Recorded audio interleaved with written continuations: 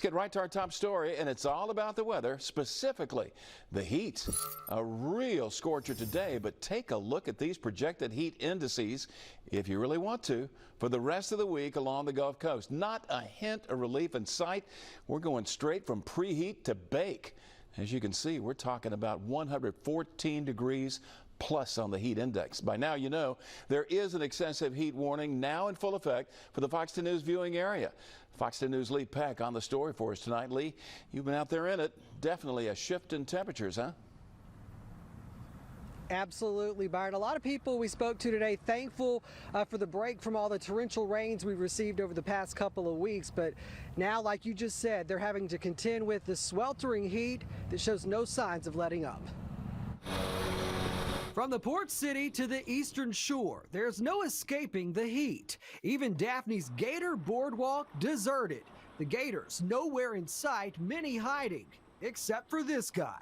As our first heat wave of the summer beats down on the Gulf Coast, it has families looking for relief and shifting their plans. Mostly just stay in the shade as much as you can, drink a lot of water, hydrate. That's it, try to reduce our activities to the critical heat times. Like swimming helps kind of. Yeah, so You be like in the water, it's kind of nicer than just being out here sweating a lot. Already working overtime. Coming all day. The splash pad at Medal of Honor Park offering more than a good time. It's a good way to keep cool.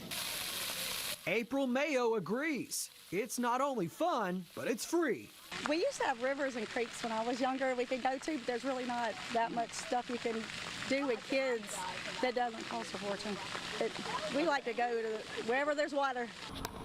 Meanwhile, a serious game of pickleball out at Stotts Park has these ladies taking necessary precautions. Hydrate or dihydrate. We've been drinking a lot of water. We've been staying hydrated, so we brought our water bottles. They're full of water and ice. Also, I wear a lot of sunscreen. I am a redhead and she's also very pale, so, apply frequently. And they'll want to keep the water and sunblock on standby as we still have to get through July and August.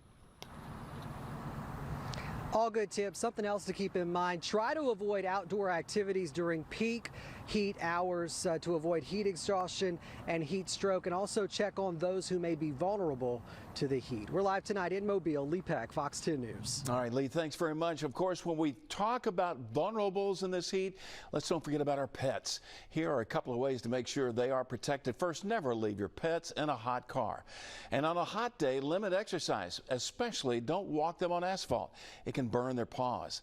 Always provide plenty of shade and water for them. Make sure that they can't accidentally knock over that water bowl if they're outside. And give them damp towels to lie on once they come in from the outside.